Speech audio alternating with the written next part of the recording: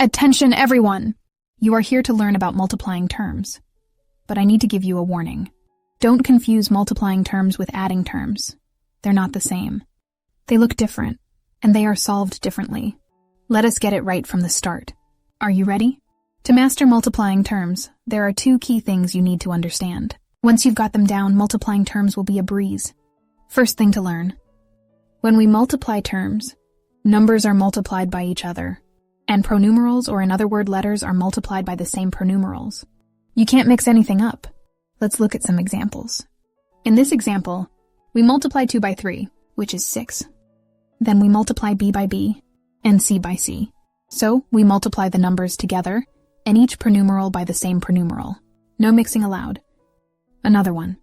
In this example, 4 is multiplied by 5, which gives us 20. Then, b is multiplied by b, and c is multiplied by c. Again, numbers are multiplied by numbers, and each pronumeral is multiplied by its identical twin. Keep them separate. Now you might be wondering, I know how to multiply numbers, but how do we multiply pronumerals? Here's the trick. When you multiply pronumerals, the result is the same pronumeral, but raised to the power of its quantity in the question. Wait, what? Let's break it down with some clear examples. In the first example, b times b is b to the power of 2, y to the power of 2, because the quantity of b in the question is 2. As you can see, we have 2 b's. In the second, c times c times c is c to the power of 3. Why? Because there are 3 c's in the question. So, you can understand now that the power represents the quantity of the pronumeral that is multiplied by the same pronumeral. The power is a short version of multiplying by the same thing. Having this in mind, let us look at another question.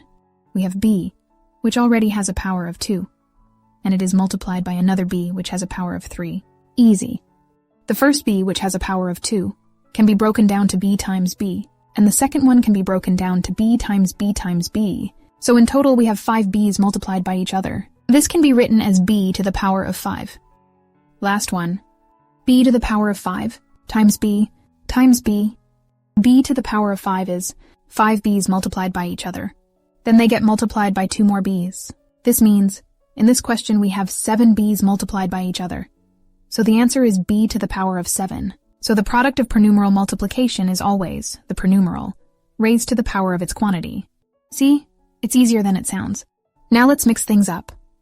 Simplify the following. Simplify means multiply them. So the answer is more simple than what you have in the question.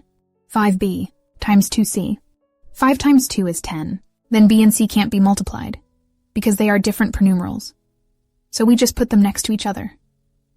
This shows that they are multiplied. Another one. 2abc times 4ab times b. Firstly, the numbers. 2 times 4 is 8. Then we have 2a, so it is a to the power of 2, and 3b in the whole question, which gives us b to the power of 3, and only one c, so it sits next to them. What about this? 3q times 3, this is easy. It is 9q. Last one. 5k times 3k squared m.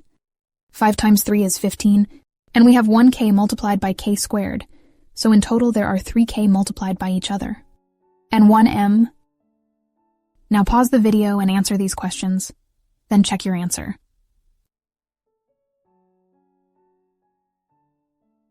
Let's finish our questions by a worded problem. The weight of a single muesli bar is x grams. This question has several parts, but before reading them, let's just understand this line first. So because we don't know the exact weight of the muesli bar, we refer to it by x. This x could be any value at the end, but for now, we just call it x grams. What is the weight of 4 bars? Write an expression. Easy. If each one of the 4 bars is x grams, it's like x plus x plus x plus x. We can write this as 4x, which is 4 multiplied by x. If Sophie buys n bars, what is the total weight of her purchase? In the previous part of the question, we knew that the amount is 4, so we multiplied the weight by 4. But in this one, we don't know the amount. We refer to it by n. Although we don't know what n is, but we can still use the same technique, which is multiplication. The weight of Sophie's bars is nx. That's n multiplied by x. Sophie's cousin Adriana buys twice as many bars as Sophie. What is the total weight of Adriana's purchase? We know that twice means multiplication by 2, so all what we need to do is to multiply Sophie's amount by 2. Adriana's purchase is 2nx. So to recap what we learned, multiplying terms is different from adding like terms. When we multiply terms, we start by multiplying the numbers.